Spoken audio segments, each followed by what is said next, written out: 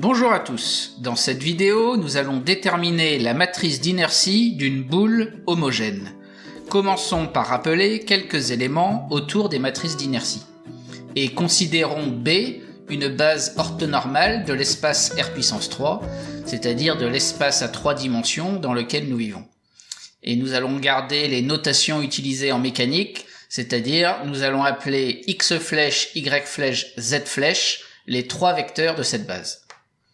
Dans ce cas, la matrice d'inertie d'un solide S au point O relativement à cette base B, c'est la matrice carrée de taille 3 suivante, et que l'on va noter I, entre parenthèses, O,S, indice la base B.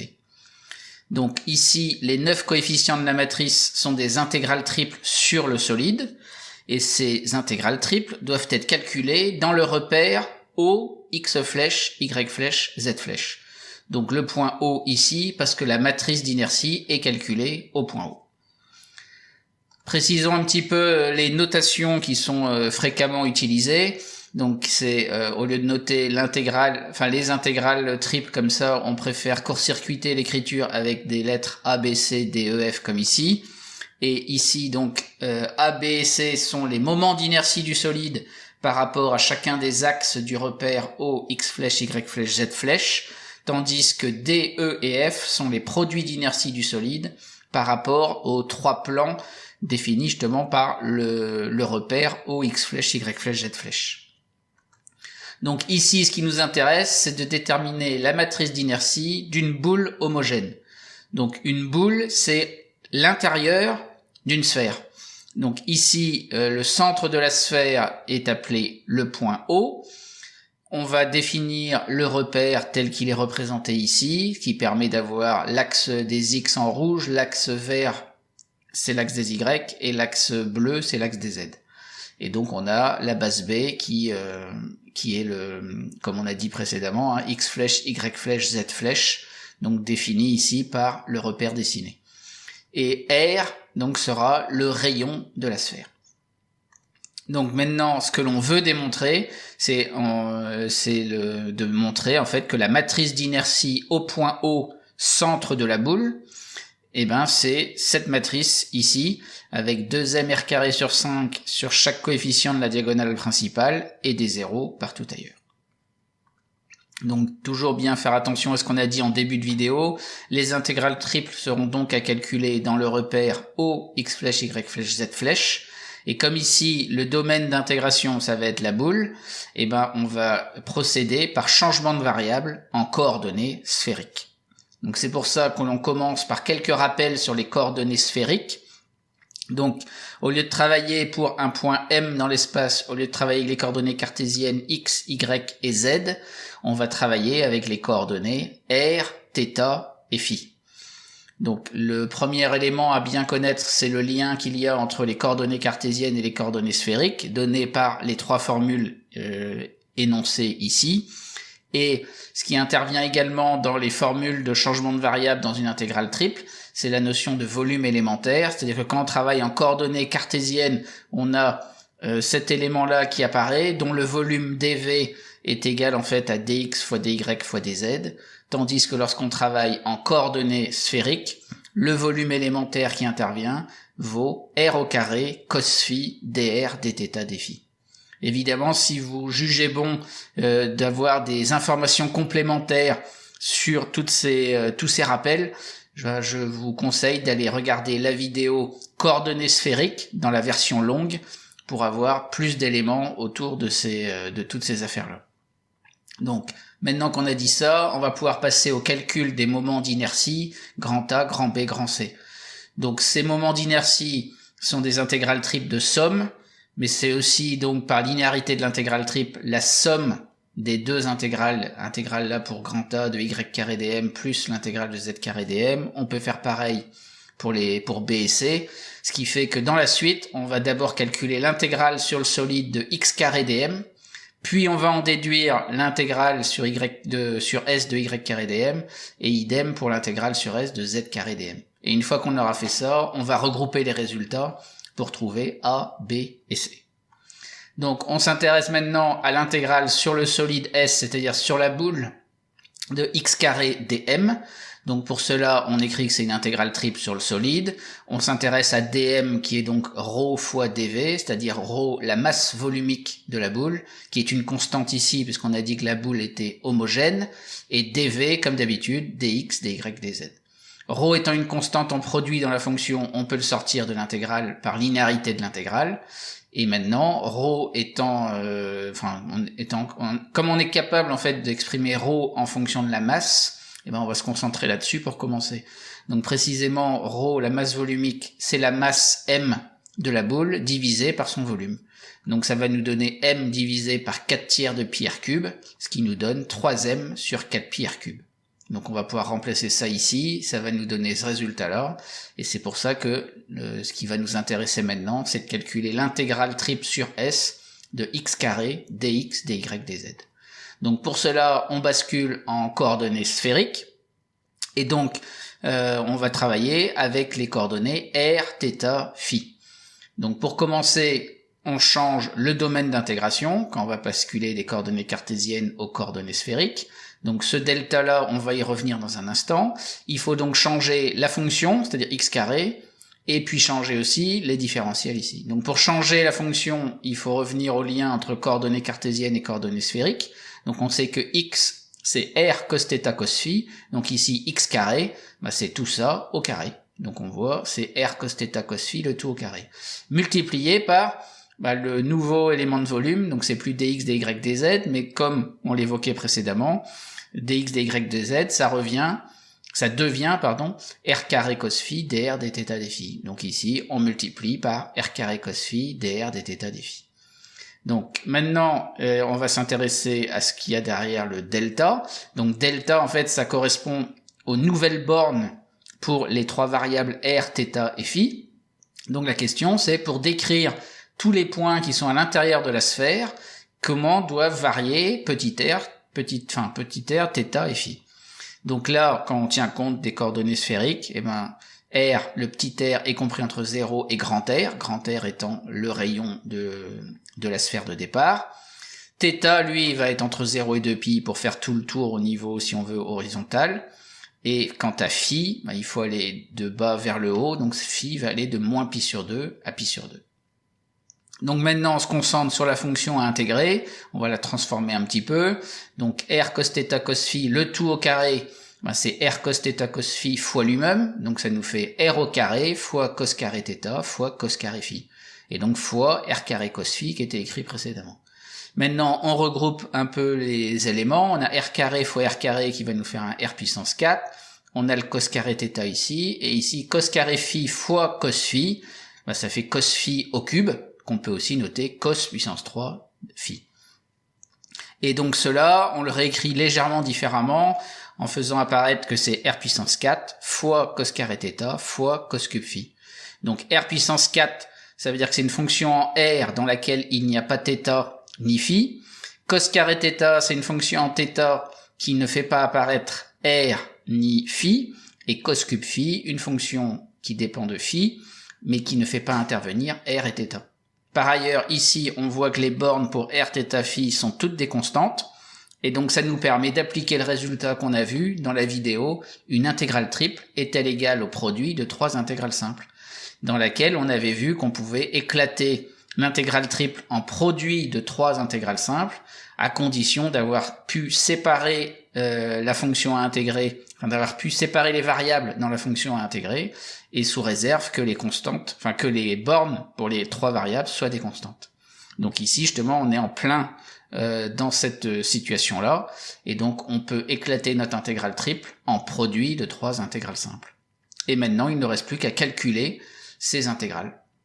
Donc pour commencer, on attaque avec l'intégrale en θ. Donc l'intégrale de 0 à 2π de cos carré θ dθ, c'est un grand classique. Il faut pour commencer transformer cos carré θ à l'aide de formules trigonométriques. Donc on part de cosinus du nombre de θ, c'est égal à 2 cos carré θ moins 1. On isole cos carré θ là-dedans, ça nous donne 1 demi de cos du nombre de θ plus 1 demi. Comme on veut intégrer cos carré θ, il va nous falloir intégrer cosinus 2 fois θ. Donc nous on s'est intégré u' cos u. Donc si ici u de θ c'est 2θ, il nous faut u' devant, c'est-à-dire la dérivée de 2θ, c'est-à-dire 2. Donc c'est pour ça que 1/2, on l'écrit 1/4 fois 2, pour bien avoir dans le 2 cosinus du nombre 2θ du u' cos u. Et maintenant, sous cette forme-là, ça devient beaucoup plus facile à intégrer. Ça va nous faire 1/4 fois, comme on avait du u' cos u, ça s'intègre en sinus u, donc 1/4 de sinus 2θ, plus primitive de 1/2, c'est-à-dire θ sur 2. On évalue ça entre 0 et 2π. Ça nous fait intervenir du sinus 4π qui vaut 0 ici, donc plus 2π sur 2 qu'on voit ici, moins 1/4 de sinus 2 fois 0, c'est-à-dire sinus 0, mais sinus 0 c'est 0, et puis moins 0 sur 2 qu'on a ici. Donc là en fait 3 termes sont nuls, il reste juste 2π sur 2 qui fait π. Donc là c'est réglé pour cette intégrale en θ. Passons maintenant à l'intégrale en phi. Alors là encore avec cosinus phi au cube, il va falloir appliquer certaines formules de Trigo pour transformer cette expression. Donc le point de départ c'est de dire que c'est le cosinus phi au cube, c'est cosinus phi multiplié par cosinus phi au carré. Cosinus phi au carré, on va le transformer parce qu'on sait que cos carré phi plus sinus carré phi est égal à 1 tout le temps, c'est une des principales formules qu'il faut retenir en trigonométrie. Donc ça veut dire que cos carré phi c'est 1 moins sinus carré phi. Maintenant on développe tout ça, cos phi fois 1 ça fait cos phi, moins cos phi fois sinus carré phi. Donc maintenant on remplace cos cube phi ici dans l'intégrale par cette formule-là. Donc on utilise la linéarité de l'intégrale, ça nous fait intégrale de cos phi des phi, moins l'intégrale de cos phi sinus carré phi des phi. Donc intégrer cosinus phi par rapport à phi, ça va pas poser de problème. Donc ici, il va peut-être falloir y réfléchir un peu plus. Donc précisément, on écrit que c'est cos phi fois le carré de sinus phi. Et donc maintenant, si on appelle sinus phi, si on l'appelle u de phi, eh bien on se rend compte que cosinus phi, c'est la dérivée de sinus phi par rapport à phi. Donc c'est en fait u' de phi. Donc ça veut dire que la fonction qu'on doit intégrer ici, elle est de la forme u' fois u au carré. Mais nous, on sait intégrer u' fois u à la puissance alpha. Ça s'intègre en u puissance alpha plus 1 sur alpha plus 1. Donc si ici alpha vaut 2, ça va faire u puissance 3 sur 3. Donc concrètement, ça nous fait donc primitive de cosinus phi ici, c'est sinus phi, donc à prendre entre moins pi sur 2 et pi sur 2, moins, eh bien, donc comme je disais, u puissance 3 sur 3 à prendre aussi entre moins pi sur 2 et pi sur 2. Donc u de phi, c'est sinus phi, donc ça nous fait sinus phi au cube, le tout sur 3, à évaluer entre phi égale moins pi sur 2 et phi égale pi sur 2. Donc on se concentre maintenant sur l'évaluation des deux crochets. Donc on a sinus pi sur 2 qui vaut 1, moins sinus du nombre moins pi sur 2 qui vaut moins 1, donc ça fait 1 moins moins 1, moins le moins qui est là devant, et après on évalue ce crochet-là. Donc dans les parenthèses, il y a sinus phi au cube sur 3 évalué en pi sur 2, donc on a sinus pi sur 2 qui vaut 1, donc 1 au cube sur 3, qu'on a écrit ici, moins la valeur ici en moins pi sur 2. Mais sinus du nombre moins pi sur 2, ça fait moins 1, donc on a moins 1 au cube sur 3, qui est écrit ici. Donc combien ça fait tout ça? Donc 1 moins moins 1, ça va bien faire 1 plus 1, moins, entre parenthèses, ici moins 1 au cube, moins 1 fois moins 1 fois moins 1, ça fait moins 1. Avec le moins qui est devant la fraction, ça va faire plus, donc on va se retrouver avec 1 tiers plus 1 tiers. Donc ça va faire 1 plus 1, 2, moins 1 tiers plus 1 tiers, 2 tiers. Donc on va avoir 2 moins 2 tiers. Donc maintenant 2 c'est 6 tiers, 6 tiers moins 2 tiers, ça fait 4 tiers. Donc l'intégrale en phi nous donne 4 tiers. Enfin, intégrale en R, il faut intégrer R puissance 4, donc ça n'a pas trop de difficulté, R puissance 5 sur 5, et évaluer entre 0 et grand R, ça nous donne grand R puissance 5 sur 5. Donc on a le résultat pour nos trois intégrales, on remplace ici, ça nous donne donc 3m sur 4 pi r cube qu'on avait avant, fois le R5 sur 5 pour l'intégrale en R, fois pi pour l'intégrale en θ, fois 4 tiers pour l'intégrale en phi. Et maintenant, il reste plus qu'à simplifier cette expression-là. Alors, on se rend compte qu'on a 3 fois pi fois 4 en produit de tout le numérateur, et on a la même chose, 4 fois pi fois 3 en produit de tout le dénominateur. Donc on peut simplifier en haut et en bas par 3 fois 4 fois pi, et donc il va nous rester m r puissance 5 sur 5 r cube, ce qui va nous faire en fait m r carré sur 5. Donc maintenant, avec ça, on peut en résumer rappeler donc ce qu'on vient de faire pour x carré, donc c'est-à-dire on a éclaté l'intégrale triple en produit de 3 intégrales simples, on a calculé chacune des intégrales séparément pour arriver à m r carré sur 5. Donc maintenant pour l'intégrale de y carré dm, on procède exactement de la même façon. Seule différence qu'il y a entre l'intégrale de x carré et de y carré, c'est qu'on voit ici quand on bascule en coordonnées sphériques, quand on avait x, c'était r cos θ cos phi, tandis que pour y, c'est r sinus θ cos phi. Donc le calcul est analogue en remplaçant juste cos θ par sinus θ. Donc c'est pour ça qu'on a exactement la même chose, du r puissance 4 à intégrer. Au lieu d'avoir du cos carré θ, on a du sinus carré θ à intégrer. Et là, pas de changement pour cosinus cube phi. Donc il faut maintenant juste se concentrer sur l'intégrale en θ pour voir ce qui change. Donc l'intégrale de sinus carré θ, c'est en fait l'intégrale de 1 moins cos carré θ, puisque comme on l'avait déjà raconté tout à l'heure pour phi, au moins toujours, on avait dit cos carré θ plus sinus carré θ, ça vaut toujours 1. Donc ça permet de dire que sinus carré θ c'est 1 moins cos carré θ. On utilise la linéarité de l'intégrale, donc intégrale de 1 dθ moins intégrale de cos carré θ dθ. Donc l'intégrale de 1 dθ primitive de 1 ça fait θ, à prendre entre 0 et 2π ça fait 2π, moins cette intégrale là qui a déjà été calculée précédemment. Et là on avait vu que ça faisait pi, donc ça fait 2π moins pi, et 2π moins pi ça fait pi. Donc on se rend compte que l'intégrale en θ pour l'intégrale de y carré ici, ça donne pi, exactement la même chose que ici. Donc en fait ça donne exactement le même calcul que précédemment, et après simplification ça fait mr carré sur 5. Donc on se rend compte que on a le même résultat pour les deux premières intégrales. Maintenant on va procéder au même raisonnement avec l'intégrale de z carré dm. Donc ici on va procéder de la même façon, c'est-à-dire que quand on bascule en coordonnées sphériques, z lui est remplacé par r sinus phi, donc comme il sera au carré, on aura du r au carré fois du sinus carré phi. Mais par contre, quand on pense au volume élémentaire, on aura un r carré cos phi dr dθ dφ. Donc en fait, dans le z carré, il y avait un r carré, multiplié par le r carré qui vient du volume élémentaire, c'est pour ça qu'on a du r puissance 4. Il n'y a pas de fonction en θ qui va sortir ni du z carré ni du volume élémentaire, c'est pour ça qu'il y a 1 ici. Et donc il y a le sinus carré phi qui vient du z carré, multiplié par le cos phi qui est ici. Donc on a bien ici en phi, si on veut, dans l'intégrale, cos phi fois sinus carré phi. Ceci étant dit, donc on peut maintenant aller calculer les trois intégrales simples. Donc ici on détaille pour l'intégrale en phi, mais ça c'est déjà une intégrale qu'on a croisée tout à l'heure quand on faisait le calcul de cos cube phi, enfin le calcul de l'intégrale de cos cube phi. Donc sinus phi, si on l'appelle u de phi, cos phi c'est exactement la dérivée de sinus phi, donc c'est u' de phi. Donc là on a du u' u puissance 2 qui s'intègre en u puissance 3 sur 3, donc ici sinus phi le tout au cube sur 3. On évalue ce crochet, donc comme tout à l'heure, pas de surprise, 1 tiers plus 1 tiers, ça nous donne 2 tiers. Donc maintenant, on a ici en vert l'intégrale en phi, qui nous donne le 2 tiers là, écrit en bleu d'ailleurs.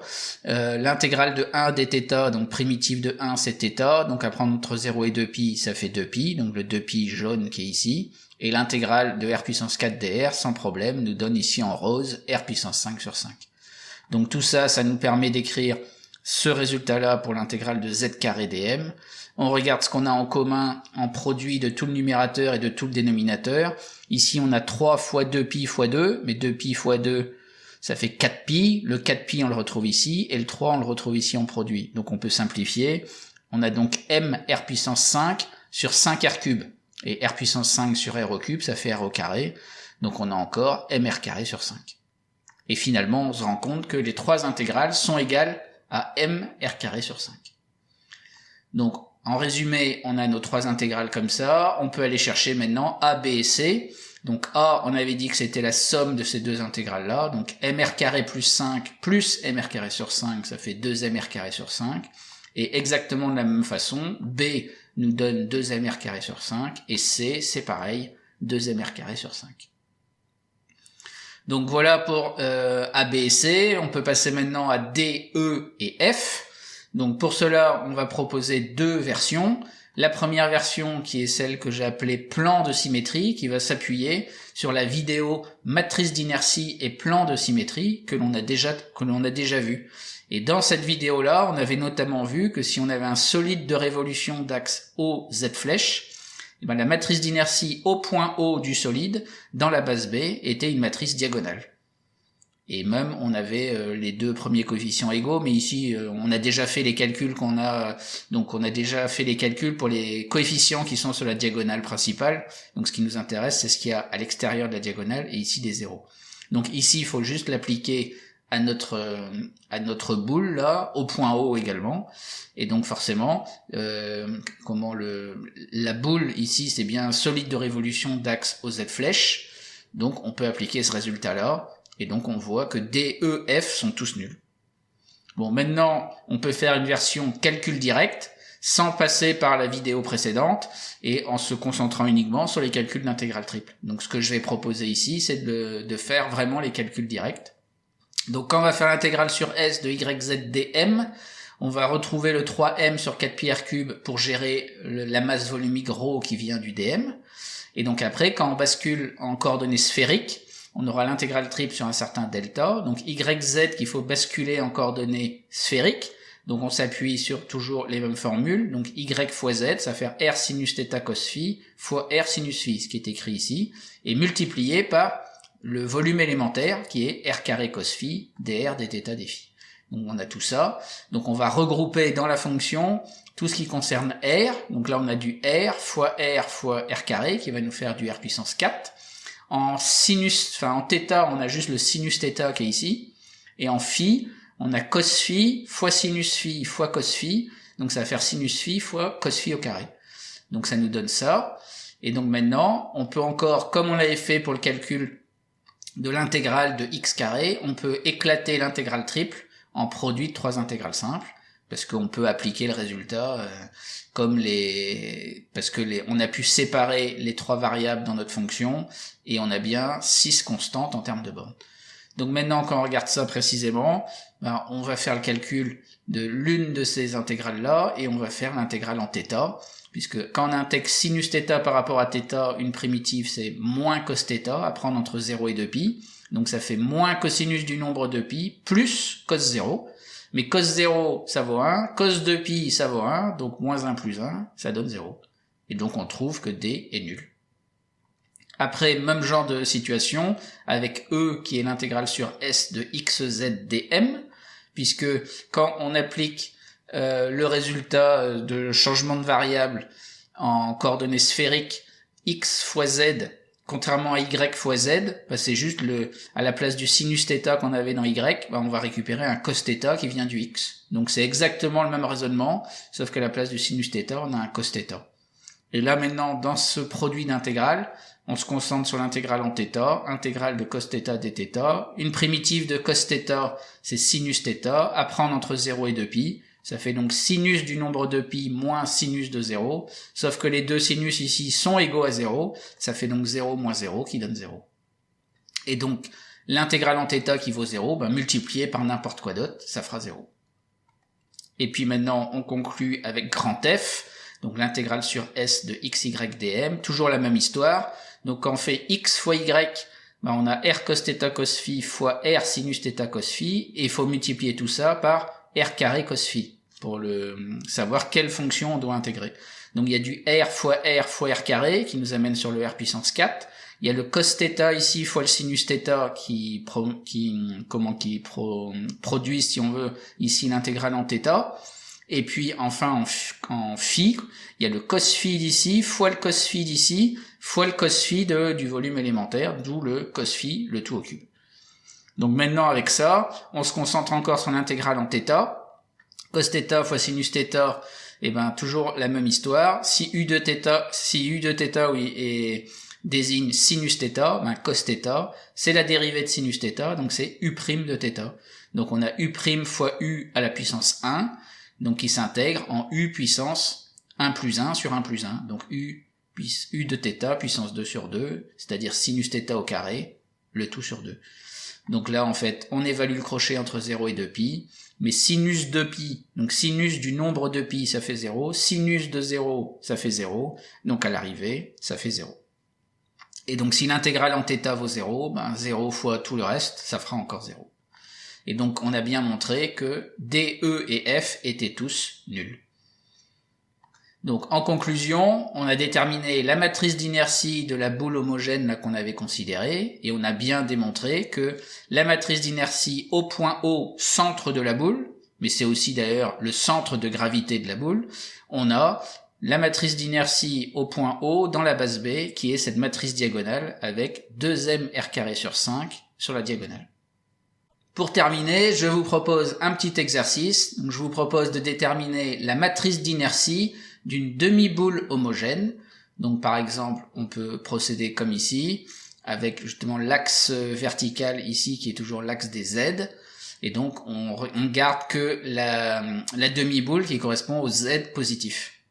Eh bien, l'idée c'est de montrer que dans ce cas-là, lorsqu'on bascule en coordonnées sphériques, le R va toujours de 0 à grand R, θ va toujours de 0 à 2π, par contre phi, lui, va que de 0 jusqu'à π sur 2.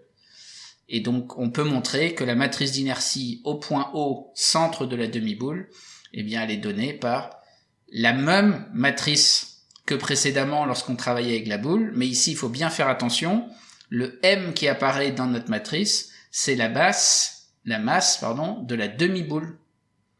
Et donc par exemple quand on fait le raisonnement dans les intégrales triples pour gérer la masse volumique, on a la masse de la demi-boule divisé par le volume de la demi-boule. Donc ça veut dire que c'est m sur 2 tiers de pi r cube, c'est plus 4 tiers de pi r cube. Et donc ça nous donne du 3m sur 2 pi r cube. Et normalement avec tous ces éléments-là, vous devez être capable de redémontrer, en fait, ou de démontrer le résultat qui est annoncé ici dans le rectangle jaune. Et voilà, je vous dis à bientôt pour d'autres vidéos.